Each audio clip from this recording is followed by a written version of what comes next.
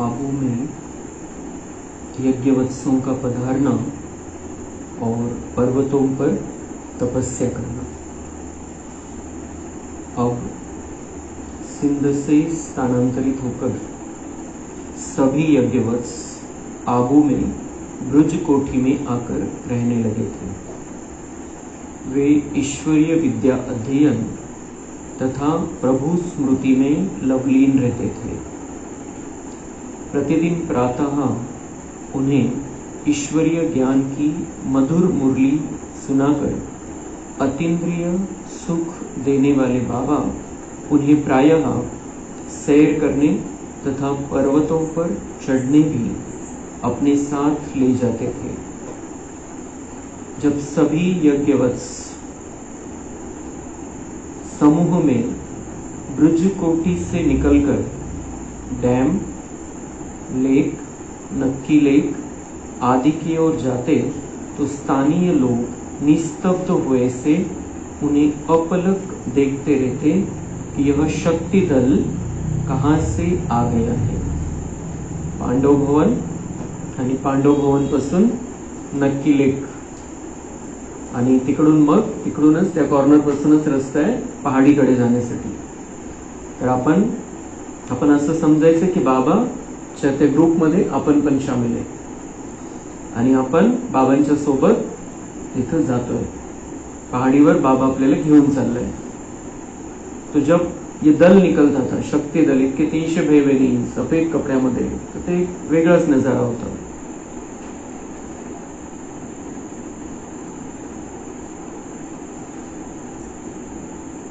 तो उनके मन में प्रश्न उठता था कि हम कोई स्वप्न तो नहीं देख रहे हैं।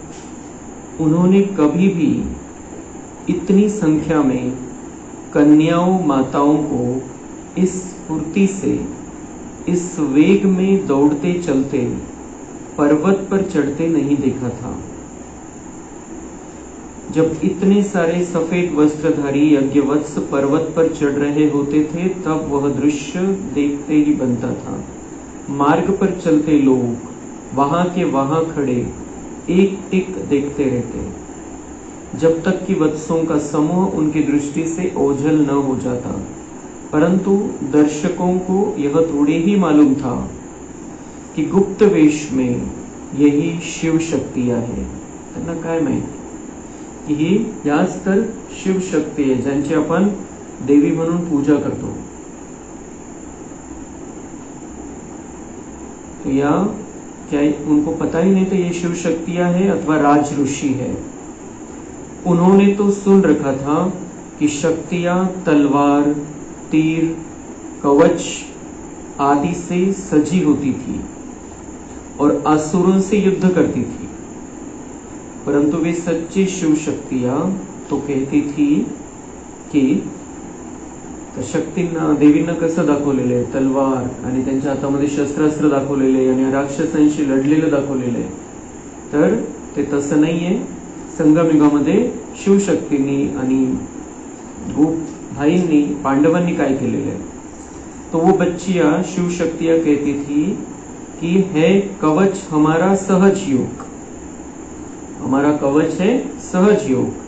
हम सजी ज्ञान तलवारों से, तलवार कोणती है, ज्ञानाची तलवार, कवच सहज योगाचं कवच।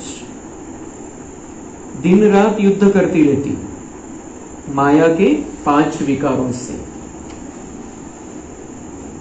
योग का कवच और ज्ञान की तलवार और युद्ध है माया की 5 विकारों से।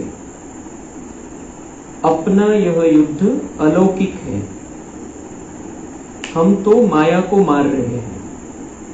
वह काम शत्रु, वह क्रोध शत्रु सब एक एक कर हार रहे।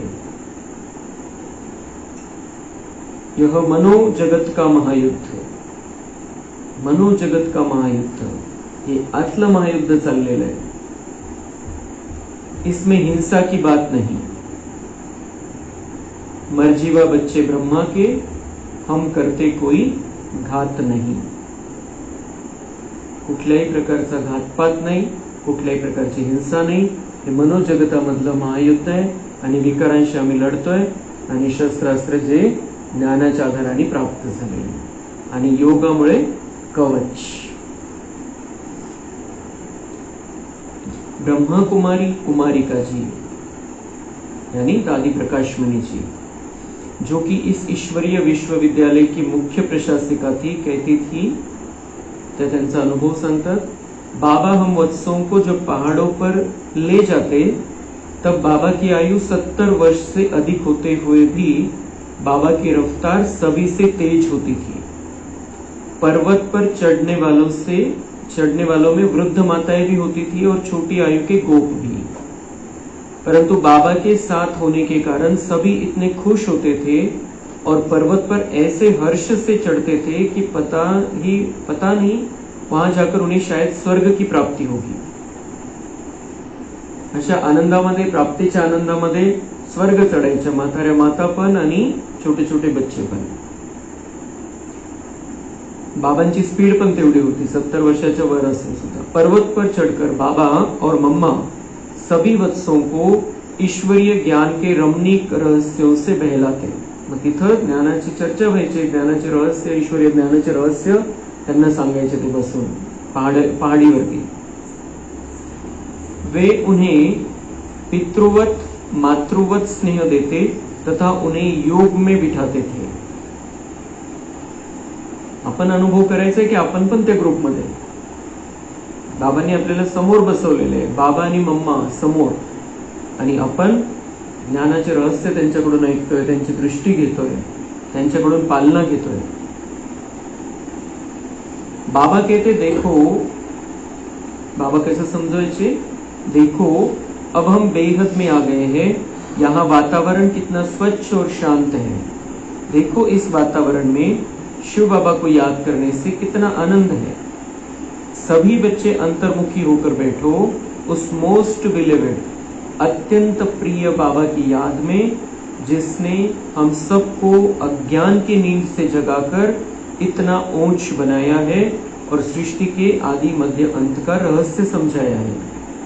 तो जो अति प्रिय है उस शिव बाबा को याद करो. ब्रह्मा बाबा सांगायचे त्यांना कि ये दुनिया से अलग वातावरण है, शांत वातावरण है, और यहाँ पर बैठकर शिव बाबा जो अति प्रिय है उसको याद करो, जिसने हमें अज्ञान की नींद से जगाया है और सृष्टि के आदि मध्य अंत का रहस्य समजाया है. तर बिलकुल आपली बुद्धी शिवबाबांकडे कशी राहील हेच ते बघायचे. ब्रह्माबाबा कधी पण जे तिथले बच्चे त्यांची सगळ्यांची बुद्धी शिवबाबांकडेच आकर्षित करायची. ऐसे कहते कहते ब्रह्मा बाबा के नेत्रों से प्रेम का समुद्र एक अनोखी झलक देता था. वो शिव की मधुर याद में तन्मय हो जाते. बच्चांना सांगता सांगता ते स्वतः तन्मय, लीन होऊन जायचे बाबांच्या आठवणीमध्ये. और सामने बैठे सभी यज्ञवत्सों को भी अपनी योग दृष्टि से योग स्थित कर देते. कुछ एक वत्स तो ध्यानावस्था में ही चले जाया करते थे. उस अवस्था में उन वत्सों के नेत्र बंद होते और वे वहां ऐसे रास करने लगते जैसे कि किशोर अवस्था वाले श्री कृष्ण उनके सामने हो और वे वत्स उसकी अंगुली पकड़ उनके साथ रास कर रहे हो. बिलकुल ध्यानामध्ये चालले जायचे. बाबा त्यांना खूप सुंदर सुंदर अनुभव करवायचे. पहाडी आहे, पहाडीवरती हे सगळं चाललेलं असायचं. त्यांना रास करतोय असं बिलकुल ते रास करायला लागायचे पहाडीवरती. इतकी भयानक पहाडी, खतरनाक पहाडी, ती खाली खोल आहे सगळं, आणि तिथे हे रास करायचे. रास करते करते कई बार वे पहाड़ी के आखिरी सिरे पर से भी गुजरते थे.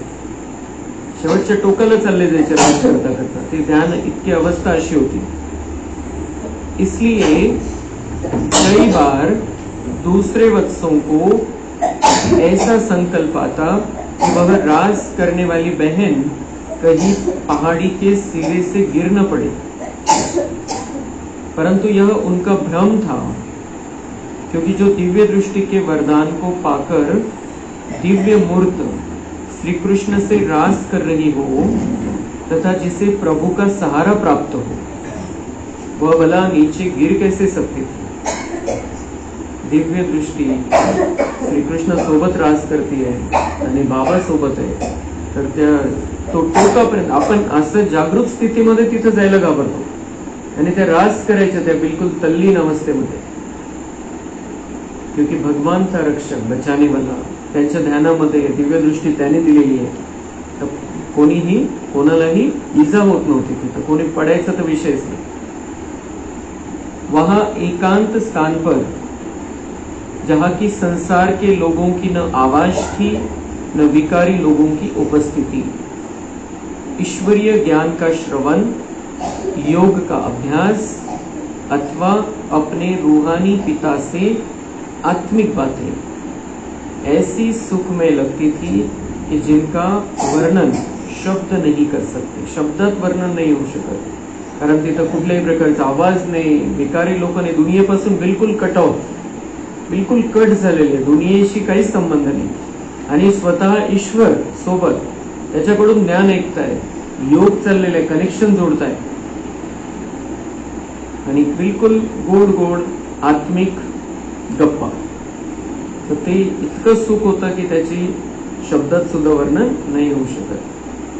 कई बार बाबा सभी को कहते, बच्ची 2 या 3 महीने मिलकर अलग अलग पहाड़ी पर जाकर ईश्वरीय स्मृति में बैठो तथा ज्ञान का मंथन करो.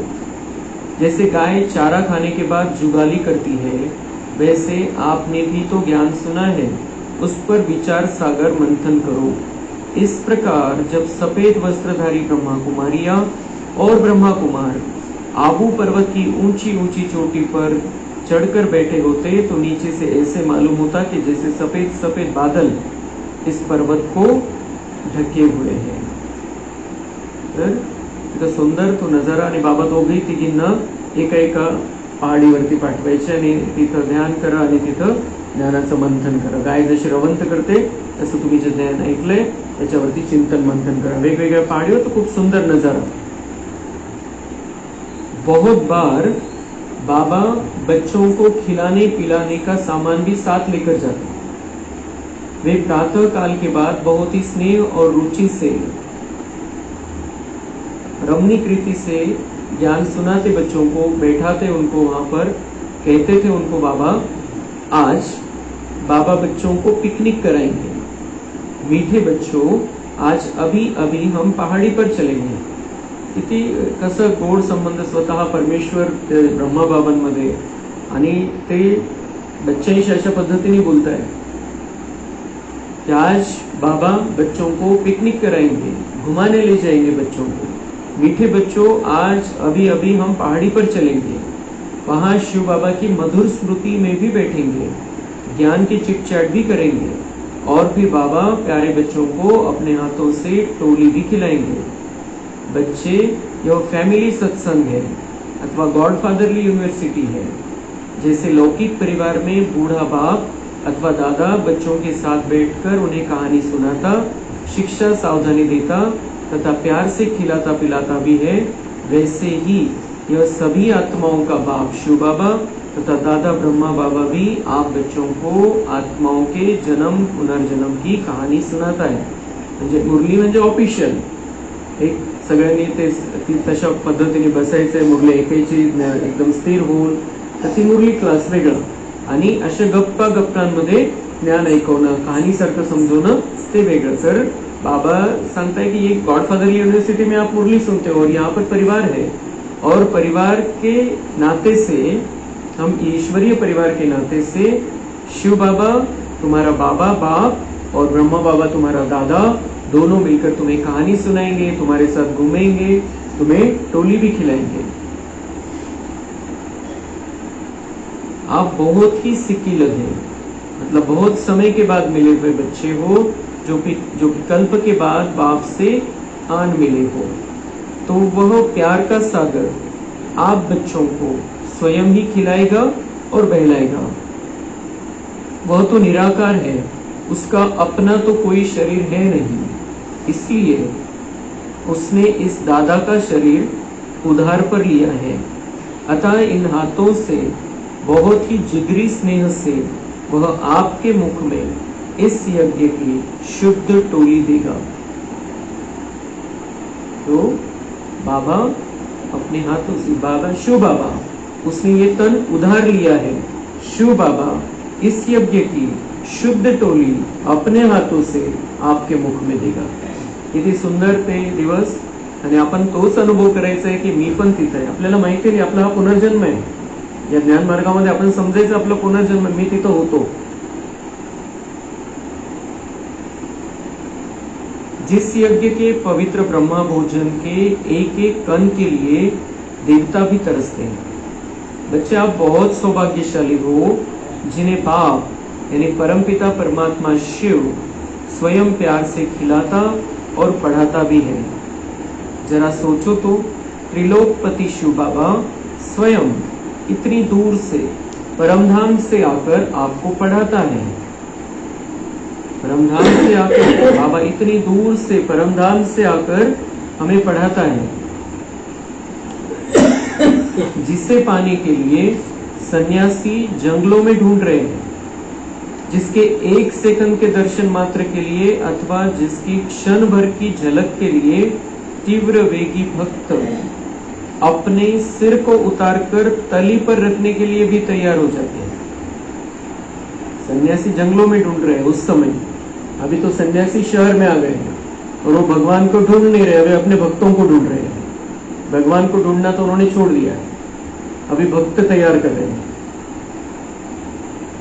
वो तो बाबा म्हणता है कि वो तो दर्शन मात्र के लिए उनकी ऐसा उनका ये तपस्या थी उस समय कि एक बार दर्शन मिल जाए, बस भगवान के एक बार दर्शन मिल जाए, मैं अपना सिर उतार कर रखने के लिए तैयार हूं. असं त्यांची स्थिती होती. तथा राजा राज्य भाग्य भी न्योछावर करने में संकोच नहीं करते की राज्य सोडून देईल मला जर परमेश्वराचं दर्शन होत असेल तर. ऐसा वह सबका प्यारा पिता आप बच्चों को आकर पढ़ाता है, प्यार से बुलाता है, आपका सखा बनकर आपसे खेलता भी है. ते शोधता है, त्यांना एक सेकंद दर्शन पाहिजे. आणि असा तो बाबा, असा तो भगवान परमेश्वर आपल्या सोबत राहतोय, शिकवतोय, आपल्याला चांगल्या प्रकारे बहलवतोय ज्ञानाच्या वेगवेगळ्या युक्त्या सांगून. प्रभु मिलन के इस जीवन का ही तो गायन शास्त्रों में है. प्रभु मिलन के इस जीवन का ही तो गायन शास्त्रों में है. शास्त्रों में क्या गायन है कि अति इंद्रिय सुख पूछना हो तो गोपी वल्लभ की गोप गोपियों से पूछो. तो ये किसका गायन है? हम बच्चों ने जो आनंद पाया है उसका गायन है. परंतु दुनिया आपको इस साधारण और गुप्त वेश में नहीं पहचान सकती, न ही उस पिता को पहचान सकती है, क्योंकि आज मनुष्यों की आंखों पर विकारों का मोटा पर्दा पड़ा हुआ है और उनकी दृष्टि तो केवल देहों को देख सकती है. तो वो दुनिया वाले अब होता है आपने तो भगवान को पा लिया, आपने भगवान को पा लिया, भगवान को पहचान लिया, लेकिन वो आपको भी नहीं पहचान सकते और भगवान को भी नहीं पहचान सकते, क्योंकि उनकी आंखों पर विकारों का मोठा पडदा पडा हुआ है. विकारांचा जाड पडदा आहे डोळ्यांसमोर. तर कसे दिसणार? आपण पण त्यांना समजणार नाही कि यही वो देवी देवता है, यही कुलदेवी है, यही कुलदेवत है. और भगवान तो दिखाई नहीं देता. हम तो प्रत्यक्ष है, फिर भी हमको भी नहीं पहचानते, और जो दिखाई नहीं देता उसको तो पहचानने का सवाल ही नहीं है, क्योंकि उनकी दृष्टि तो सिर्फ देहों को देख सकती है. तो चलो बच्चे तैयार हो जाओ, चलो पुरुषोत्तम संगम युग की थोड़ी सी घड़ियों में उस बाप से खुद मिलन बना लो, और जन्म जन्मांतर आपने जिसके लिए भक्ति की, अब उससे जितना प्रेम तथा ज्ञान खजाना लूटना हो वह लूट लो.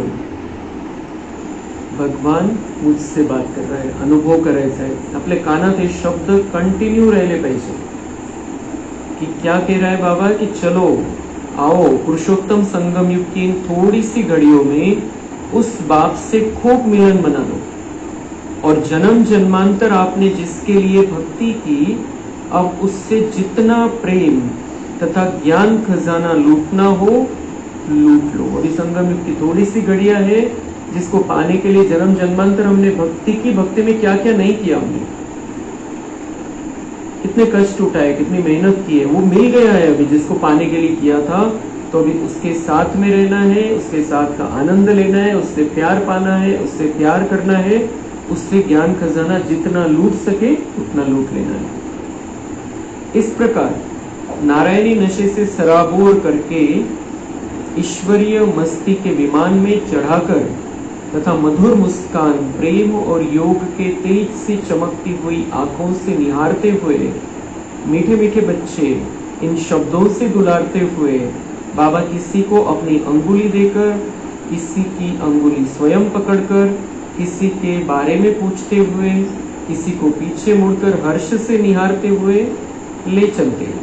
चलते चलते एक सेकंड रुककर पीछे मुड़कर सबकी ओर निहारते हुए वे कहते, बच्चे शिव बाबा की याद है, यह याद है कि किसके साथ चल रहे हो। देखो शिव बाबा की याद में चलेंगे तो कदम कदम में पदम की कमाई होगी। बिलकुल आपल्याला तो अनुभव आला पाहिजे की पांडवभवनातून आपण निघालोय आणि बाबांच्या सोबत आहे। बाबा कधी आपला हात पकडतोय, कधी आपल्याशी गोड हसतोय, कधी विचारतोय क्या क्या हाल है, असं एकदम त्याचा आनंद घेतला पाहिजे आपण। आणि असं मधून मधून आपण हे चित्र बघितलं पाहिजे नंतर पण कि हम बाबा के साथ ही है, बाबा हमारे साथ ही है। कभी बाबा कहते आप बच्चे आगे आगे चलो, मैं पीछे पीछे आता हूं, क्योंकि गौओं की रखवाली करने वाला व्यक्ति सदा गौओं के पीछे चलता है। जो गुराखी असतो त्याला मागे चालावं लागतं। तर बाबा कधी कधी मागे होऊन जायचे, सगळ्यांना पुढे करायचे। क्यों? क्योंकि ताकि कोई गाय इधर उधर न हो जाए। तो गुराखी पण बनवून घ्यायचा बाबा स्वतःला। कभी वे कहते आप पीछे पीछे चलो, मैं आगे आगे चलूंगा, क्योंकि पंडा सदा आगे चलता है। तो यात्रा करवत असतो तो पुढे चालत असतो। कधी कधी बाबा म्हणायचे, म्हणजे असं चेंज करत राहायचे बाबा वेगवेगळ्या पद्धतीने। तो पंडा आगे चलता है, वह रास्ता दिखाता है और यात्री उनके पीछे पीछे चलते हैं। इस प्रकार की मीठी मीठी नित्य नई नई ईश्वरीय ज्ञान की मधुर मुरली से वे सभी को मस्त करते रहते हैं। कभी वे इन माताओं रूपी गौओं के गोपाल अथवा रक्षपाल बन जाते और कभी आत्माओं को परमधाम तथा वैकुंठ की यात्रा पर ले जाने वाले पंडा बन जाते।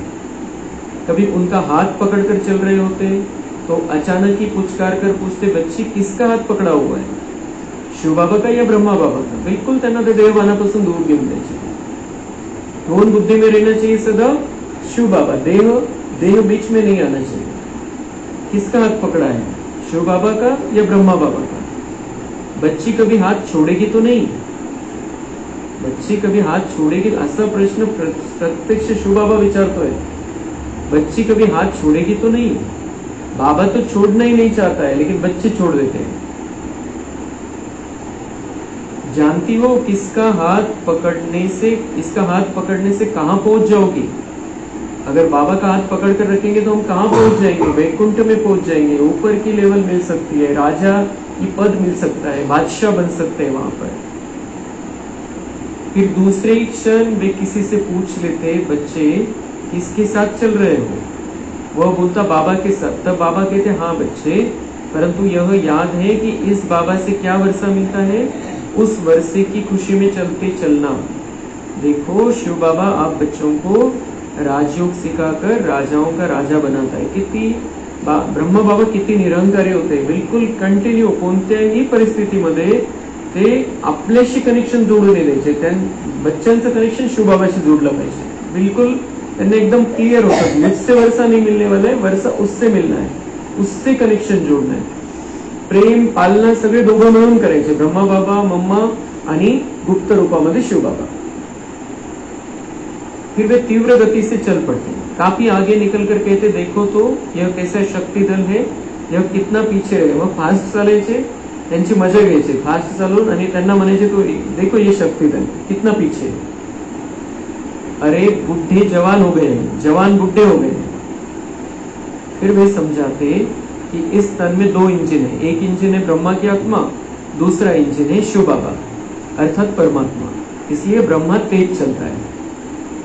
पहिले त्यांची मजा घ्यायचे, मग सांगायचे कि हाँ इसमें तो डबल इंजन है, एक ब्रह्मा की आत्मा एक शिव बाबा की आत्मा, इसलिए ये ब्रह्मा तेज चल सकता है, शिव बाबा की भी स्पीड आ गई है। फिर जानबूझकर वह चतुर सुजान बच्चों से हंसी विनोद करने के लिए उन्हें कठिन रास्ते से पहाड़ी पर ले जाता। मग त्यांना तो बिलकुल बाबांचे असे वेगवेगळे प्रकार चालायचे। हसी विनोद करने के लिए उन्हें कठिन रास्ते से पहाड़ी पर ले, म्हणजे सोपा रस्ता सोडून अजून अवघड रस्त्याने घेऊन जायचे। कुछ माताएं भारी अथवा वृद्ध शरीर होने के कारण न चढ़ सकती तो कहती बाबा बाबा ठहरो बाबा, यह कहां से ले जा रहे हो, यहाँ तो चढ़ने की जगह ही नहीं है, यह तो गोल गोल सा पत्थर है, इसे पकड़े कहां से और इस पर पांव कहां से टिकाए। तब बाबा ऊपर के पत्थर पर खड़े होकर उन्हें हाथ देकर ऊपर चढ़ने के लिए सहारा देते। त्यांना अवघड रस्त्याने घेऊन जायचे, मग त्यांना सहारा द्यायचे, वरती चढून जायचे बाबा। तितकं जसं ते 70 वर्षाच्या वरचं वय, वरती चढून जायचे, त्यांना सहारा द्यायचे वरती येण्यासाठी। मग देखो तो सबके दिलों का सहारा, प्रभु उन्हें इस बहाने से बाबा बाबा याद करने की आदत डालते। बाबा बुद्धीमध्ये येऊन जायचं, अशा अवघड सिंपल सगळं असल्यावर बाबा आठवत नाही, मग थोडं बाबा अवघड करायचे त्या गोष्टीला। चढ़ते चढ़ते कई एक का सांस चढ़ जाता, वे कहते बाबा बस करो, अब आगे मत जाओ, बाबा प्यारे बाबा आज इस पहाड़ी पर ही बैठेंगे। कभी बाबा उनकी बात मान लेते तो वे खुश हो जाती कि देखो बाबा हमारी बात मानते हैं। कधी कधी बाबा ऐकून घ्यायचे, बस तर बस, त्यांना असं वाटायचं की हाँ बाबा तो हमारी बात मान लेता है, खुश हो जाती। कभी बाबा न मानते तो वे गोपियां हुज्जत से कहती कि देखो तो बाबा हमारी बात मानते ही नहीं है। इस प्रकार वे मीठा उल्हना देती। इस तरह बाबा के हर कर्म में दिव्य चरित्र भरे होते, हर बात में दिव्य स्नेह और कल्याण की भावना भरी हुई होती थी। बच्चे बूढ़े माताएं कन्याएं सभी उनकी मीठी ज्ञान मुरली से, उनके दिव्य चरित्रों से अपने जीवन में हर्ष भरते चल रहे थे। बिल्कुल बाबांनी असा हा कोरडा रस्ता किंवा गंभीरतेचा रस्ता नाही, असं एकदम बिल्कुल आनंदमयी जीवन बनवलं होतं सगळ्यांचं। बिल्कुल आनंद द्यायचे त्यांना प्रत्येक गोष्टीमधून, आणि म्हणून तर त्या सहज राहू शकले ते सगळे भाई बहिणी, आणि म्हणून यज्ञ इतका वाढला नंतर।